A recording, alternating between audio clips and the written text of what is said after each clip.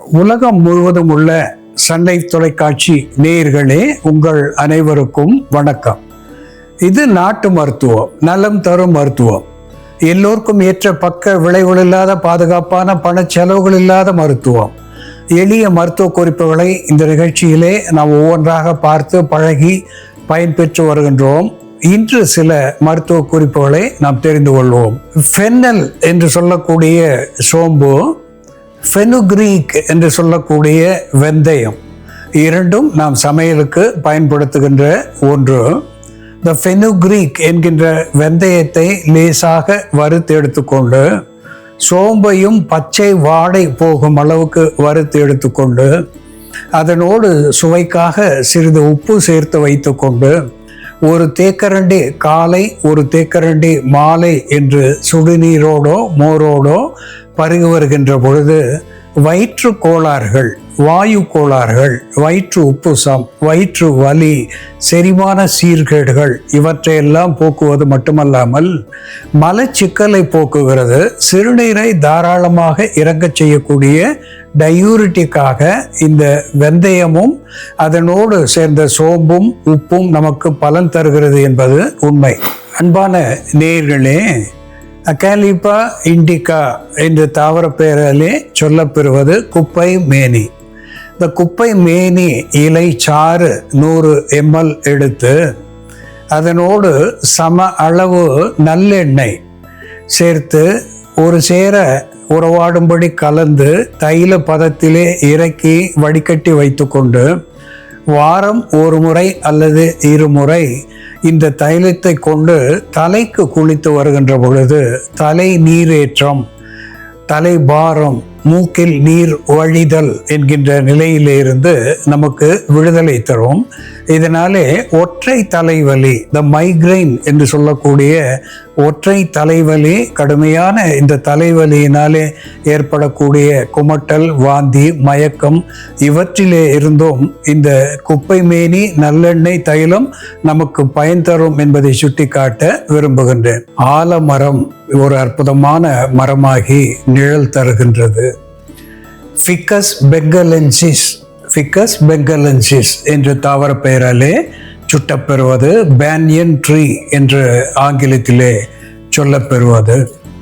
இந்த ஆலம் விழுதுகள் துவர்ப்பு தன்மையை பெற்றிருக்கிறது. அஸ்ட்ரிஞ்சன்ட் என்று சொல்லக்கூடிய வற்றச் செய்யும் தன்மை உடையது. அது மட்டுமல்லாமல் anti bacterial, anti fungal, anti microbial என்கின்ற மருத்துவ குணத்தையும் இந்த ஆலம் விழுதுகள் பெற்றிருக்கிறது. இதனுடைய அத்துணை பாகங்களும் மனிதனுக்கு மருந்தாகி பயன் தருகிறது.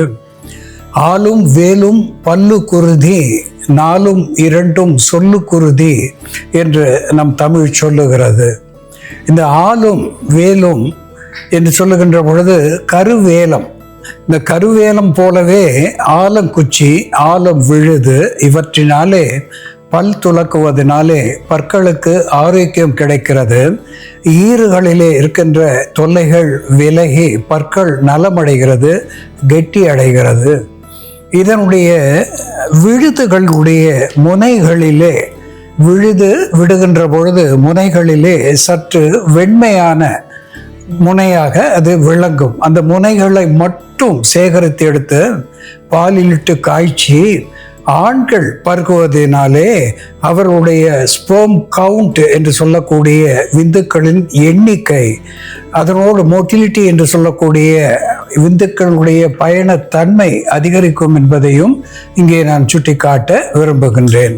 இந்த ஆலம் விழுதினாலே பல்வேறு துன்பங்கள், அதாவது காய்ச்சல் விட்டு போகிறது, செரிமான சீர்கேடுகள் விலகி போகிறது, பித்தம் அகன்று போகிறது. அது மட்டுமல்லாமல் இதனோடு கறிவேம்பு இங்கே நாம் சேர்க்க இருக்கின்றோம். முராயா கொய்னிகி என்று சொல்லக்கூடிய கறிவேம்பு ஒரு டைஜஸ்டிவ் என்று சொல்லக்கூடிய செரிமானத்தை தூண்டக்கூடிய ஒன்றாக விளங்குகிறது.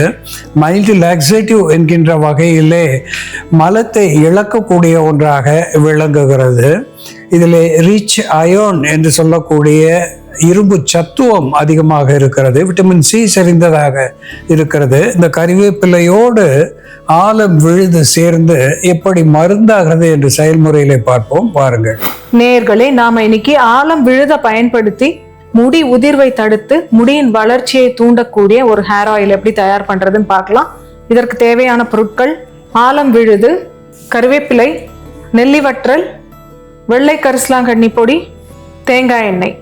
ஆலம் விழுதுகள் நம்ம எடுக்கும் பொழுது நல்லா எலசா இருக்கக்கூடிய, துளிரா இருக்கக்கூடிய அந்த மாதிரி விழுதுகள் எடுத்துக்கணும். அப்போதான் அது நமக்கு இடிக்கிறதுக்கு வசதியா இருக்கும். அதே மாதிரி கட் பண்ணவும் ஈஸியா இருக்கும். நல்ல சாறு வரும். இந்த ஆலம் விழுத நிறைய இருந்ததுன்னா எடுத்து நம்ம உரல்ல இட்டு உலக்க வச்சு இடிச்சோம்னா நல்ல சாறு வரும். இந்த ஆலம் விழுதுகள் நல்ல பார்க்கறதுக்கு செம்பு கம்பி மாதிரி இருக்கும். இந்த விழுதுகள் கொஞ்சம் எடுத்துக்கிட்டு இதை நம்ம நசுக்கிடலாம்.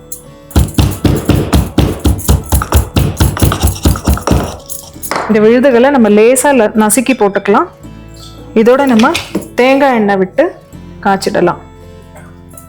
மற்ற பொருட்கள் எல்லாம் கூட நமக்கு பச்சையா கிடைச்சதுன்னா அது எல்லாமே விழுத அரைச்சி சேர்த்துக்கலாம். நெல்லிக்காய் முழு நெல்லிக்காயா இருக்கு, அதே போல கருவேப்பிலை, கரிசலாங்கண்ணி இதெல்லாம் நமக்கு ஃப்ரெஷ்ஷாக கிடைச்சதுன்னா எல்லாத்தையும் பேஸ்ட்டா அரைச்சி பிழிஞ்சி சாறு எடுத்து இந்த தேங்காய் எண்ணெய்க்கு சம அளவு அந்த சாறை நம்ம விட்டு தைலம் காய்ச்சிக்கலாம்.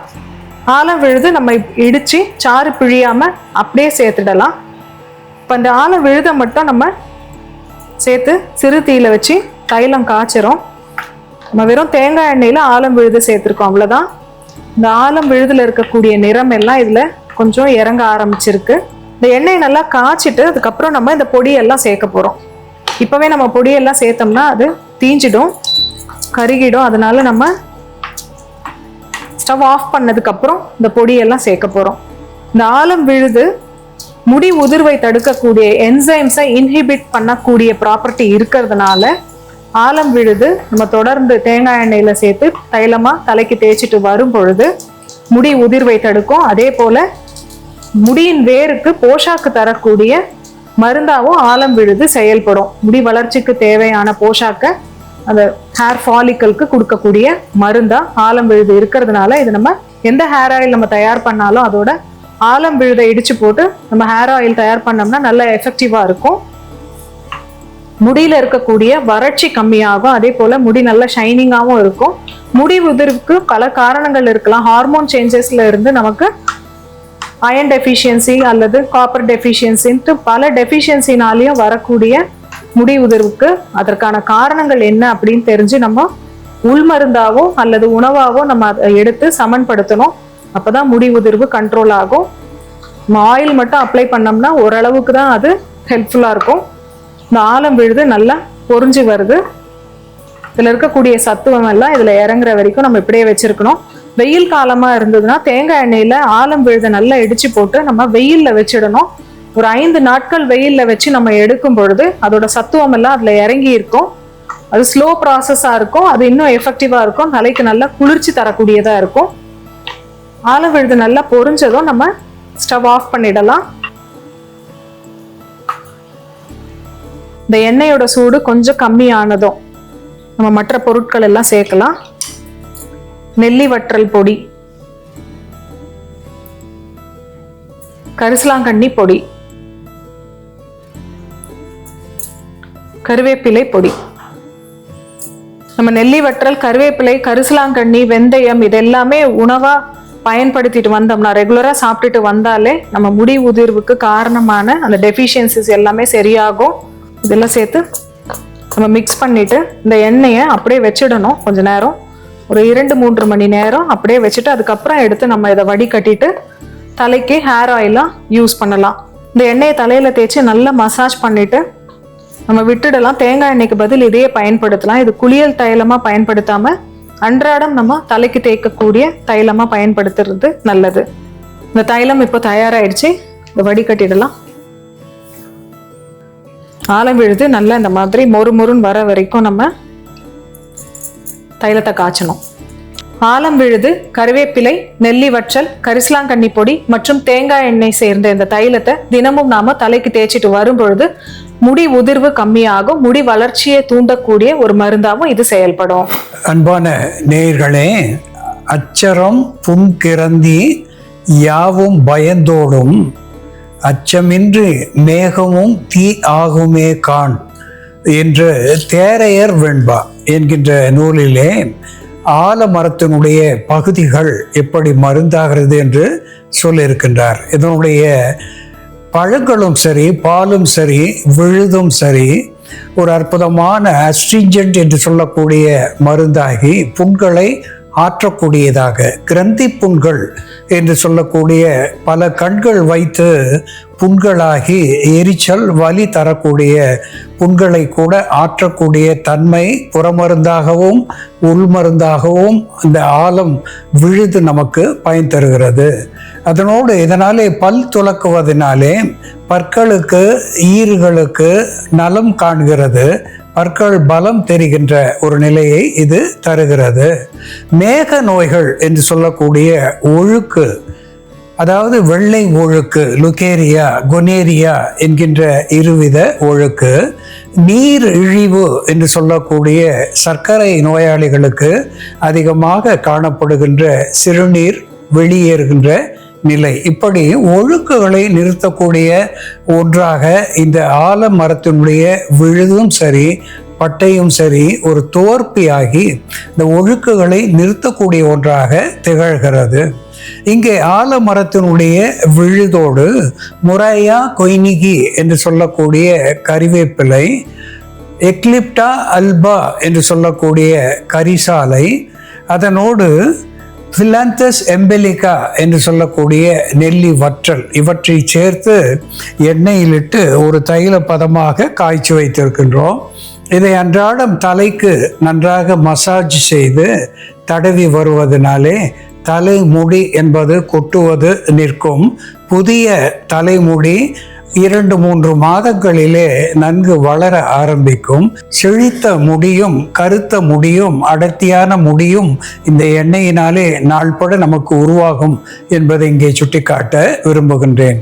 அன்பான நேயர்களே, ஃபிக்கஸ் பெங்கலென்சிஸ் என்று சொல்லக்கூடிய ஆலமரம் எப்படி மருந்தாகிறது என்று நாம் பார்த்து தெரிந்து கொண்டோம். இது போல வேறு ஒரு மருத்துவ குறிப்போடு நாம் மீண்டும் சந்திப்போம். நன்றி, வணக்கம்.